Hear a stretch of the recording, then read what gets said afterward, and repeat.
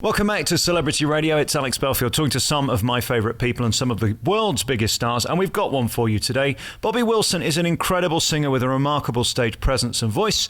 Of course, the son of the late Jackie Wilson. Bobby, how are you? I'm good. I'm glad to be here. I'm glad you're in to meet with you. Well, it's wonderful. We were going to do this over the telephone via the UK, and it just turns out I'm in Vegas and you're in Vegas. I live in Vegas. Vegas is home for me. What is it like being here? I mean, I come here for a month a year, and it is very intense. Do you live off strip and avoid all the nonsense of it? I'm 30 to 40 minutes away from the strip.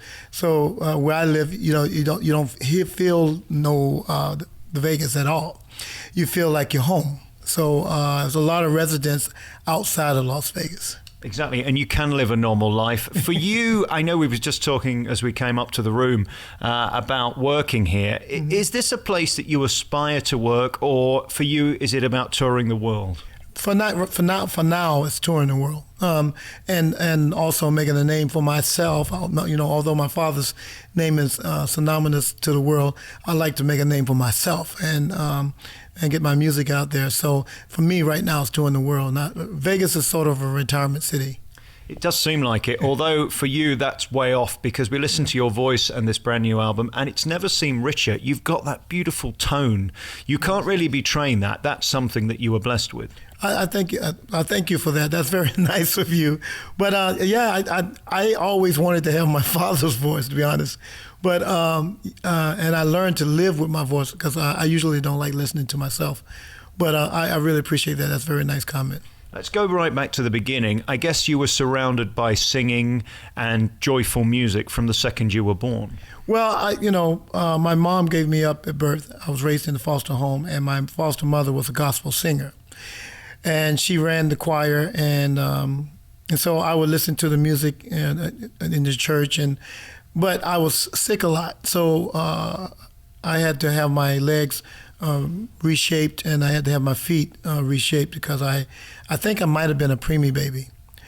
So I spent the early years sitting on the couch just listening to music on the radio. The Otis Redding, Tyrone Davis, B.B. King, Bobby Blue Bland.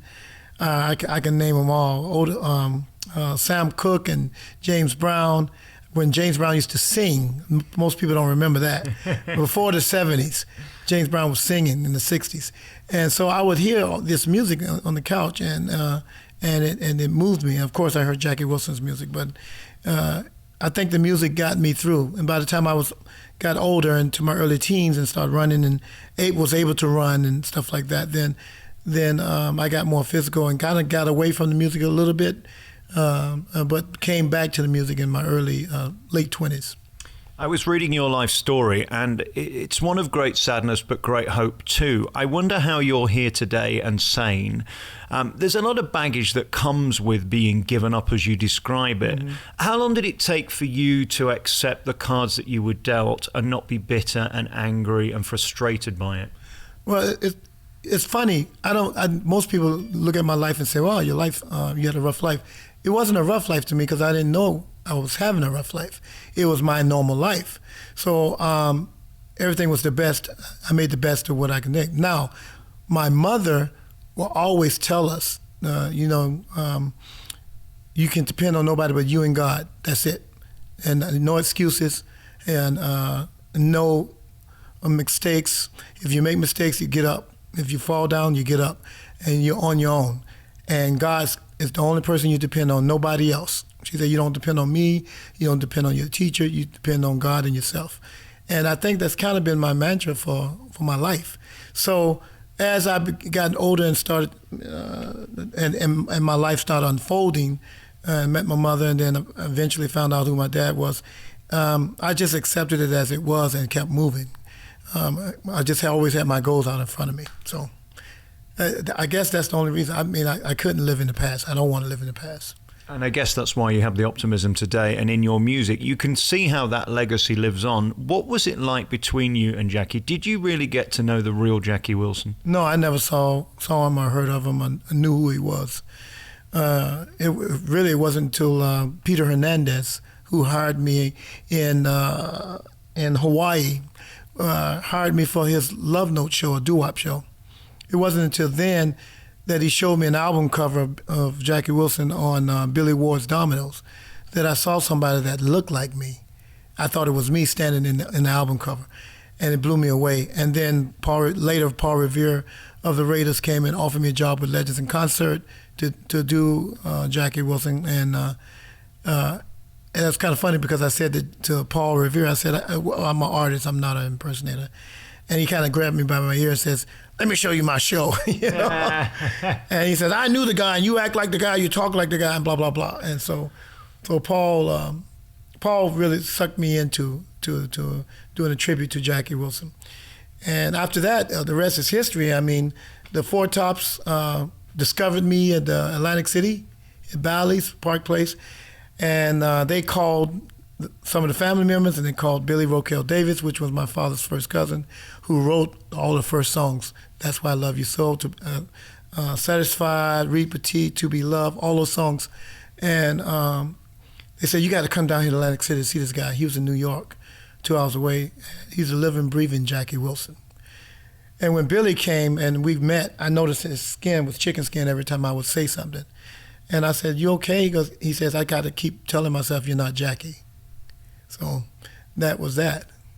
Extraordinary. And then we look at your father's legacy of music. You mentioned Reed Petite there, probably in the top 5 greatest songs ever. Right. Reed Petite is one of the biggest songs, and as you already know, it was number 1 here in Vegas, in the U.S., and then in 1987 it went number 1 again after he passed away. So that's a song that's going to live forever. You know, that's what I like. I remember one time, not to name drop, but one time I was working with Dionne Warwick, and I hadn't gotten picked up by a record label yet, and she asked me, what do you want to do? And I said, I want to record music that's going to last forever. I don't want to do hip-hop or rap or any of that stuff. I said, and I'm not knocking him. I just don't want to do that. I want to do music that I can perform at 20 and I can perform at 80. And she goes, well, then you're on the right track. And these aren't easy songs, let's be clear. I mean, when you look at that legacy of songs you just mentioned, they're all very high, right. They're all very fast and very tough to sing. And Jackie was very articulate when he sung that song. I couldn't believe, when I listened to it myself and I was studying, I was like, I can't believe how articulate he is on the notes and intonation and how he handled the music. I mean, he just basically manhandled the music, and that's not easy to do, hard to duplicate. Somebody, I think I was being interviewed by Billboard magazine, and they asked me, how do you compare to Jackie Wilson? And I told them, there's no comparison. Jackie Wilson is Jackie Wilson, the legacy. I'm just Bobby Wilson, doing the best I can do.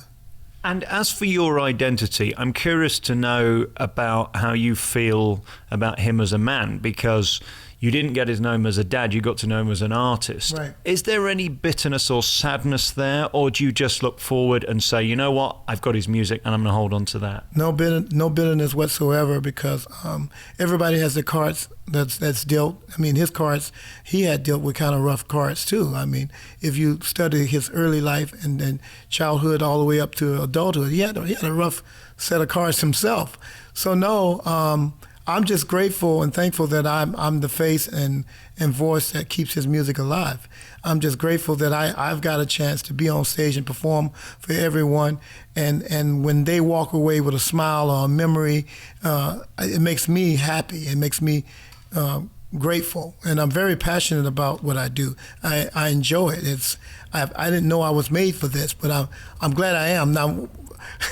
My mom used to do what they call Friday night fish fry. I don't know if you ever heard of that. Yeah. Friday night fish fries are basically a house party, and every now and then she would have one, and that's when they put out the lights in the backyard, put the big boom box out there, and everybody play cards and fry fish and have a good time. And they play blue music and they play blue comedy, and they play a lot of jazz and blues. I mean R&B and blues. And she would always point to me, because we had a basement. She'd make all the kids go to the basement. And she'd put a finger in my face and says, tonight is my show, not yours. And I'm like, what the hell is she talking about? And I go, da-da-da-da-da, you know. And apparently I was putting on the show in front of the guests, and I didn't know it. And she goes, tonight's my show, not your show. You stay in that basement, which I would never do, because the music was so hypnotizing. So I would always come all the way up to the top of the stairs and fall asleep on the top of the stairs listening to the music, listening to the laughter and the fun and people having a great time. So I got great memories as a kid. To me, I didn't have a hard life. And for me as a DJ, I worked on Gold, which is one of our greatest stations for music of the 50s, 60s, 70s. There's something compelling about the up feel of your dad's music. Right. It's inspiring, it's moving, and as you say, that voice is so rich. Right. When you stand on stage, what pressure is for you to nail them? Because if you do them badly, they're going to go, well, he's not as good as his dad. Right. There is a pressure there, isn't there? Well, in the beginning it was, but I came to a conclusion through prayer and meditation that I'm going to do me, the best me that I can be. And if Jackie comes out of me, or you see him or feel him, then so be it. But I'm just going to be me. And apparently the more me I am, the more him I am. And I just did a show just recently in New Jersey at Atlantic City. And it was sort of a tribute. It was my legacy show. And of course, I do every show the same way. I do the best me I can. And everyone came out and said, your father would be so proud of you. You are just like him. And he says, I saw you and I saw your dad, and all I saw was your dad. All I saw was your dad up there. All I heard was your dad. And so I can't ask for no more than that. What a great compliment. Yes. And we talk about the real you. That's where we lead to now. We talk about your past. Here's the present, this new album, which is just remarkable. I've been listening through these tracks, and again, beautifully made, mostly because you've got an amazing orchestra. Then add your voice on top, and the alchemy is just wonderful. Congratulations. Thank you. I appreciate that.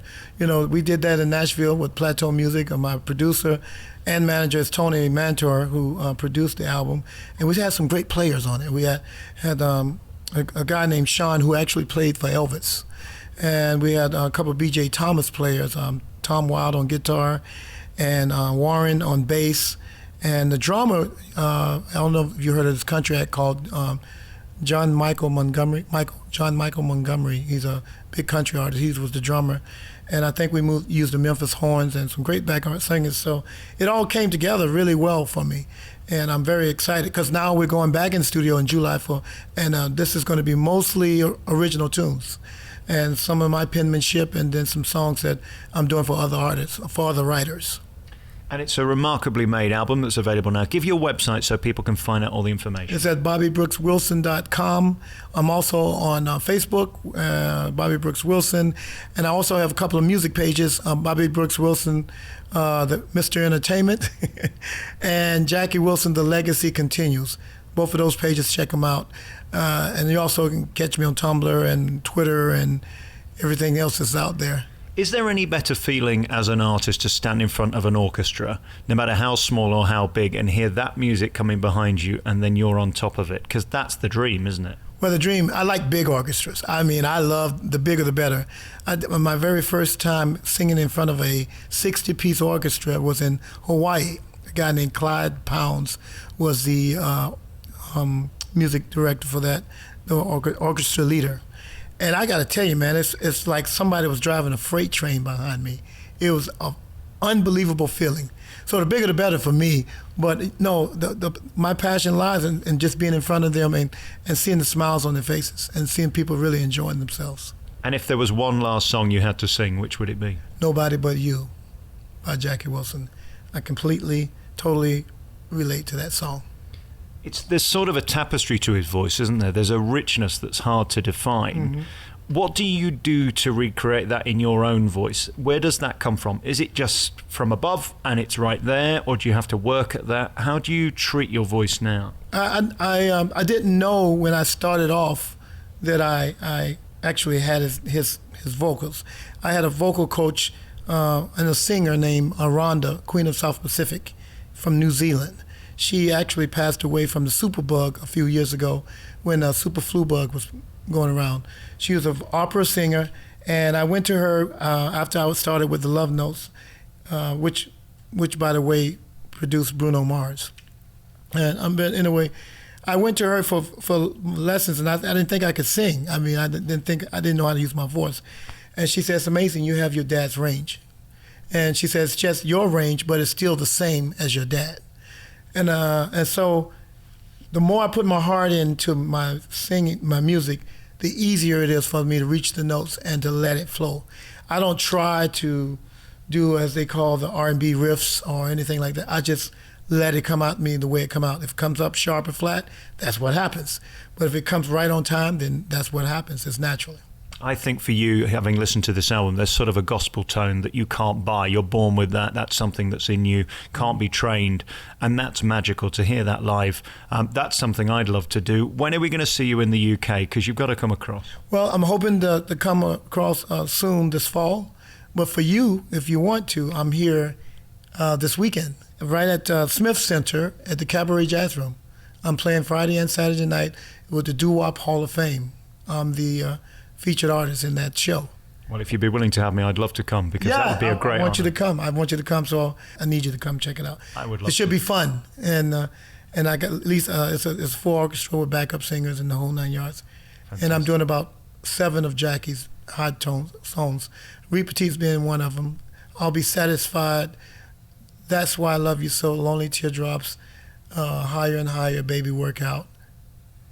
A couple more. I can't remember. My final question was going to be, is there a greater radio record than Higher and Higher? It builds, it crescendos. It's the perfect way to end any show. You won't beat that. I don't know. I don't think so. From a radio guy, that intro is just yeah. perfect. The ending's perfect. It's a great radio song. It's a great song. And that's why it's still alive today. Thank you so much for your time. Bobby Wilson, the brand new album is available now. Give us your website one more time. BobbyBrooksWilson.com. Great to see you. Thank you so much for coming across. Thank you, man. I appreciate you having me, Alex.